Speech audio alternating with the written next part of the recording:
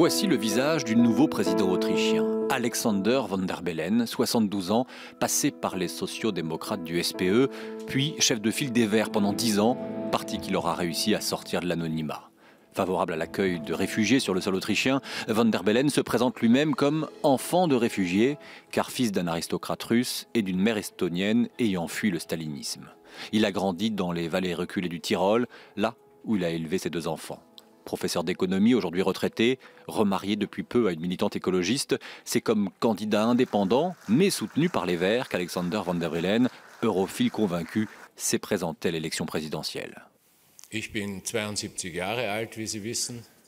Comme vous le savez, j'ai 72 ans. Et j'ai vu de mes propres yeux et vécu la façon dont l'Autriche s'est relevée des ruines de la Seconde Guerre mondiale, dans lesquelles la folie du nationalisme l'a plongé.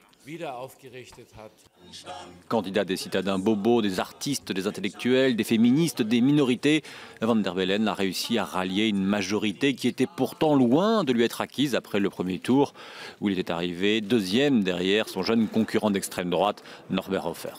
Ses détracteurs continuent à le dépeindre comme un homme trop calme, trop mou, post-68 art, jamais rasé, écolo dans le discours, mais rouge, pour ne pas dire communiste dans la pensée.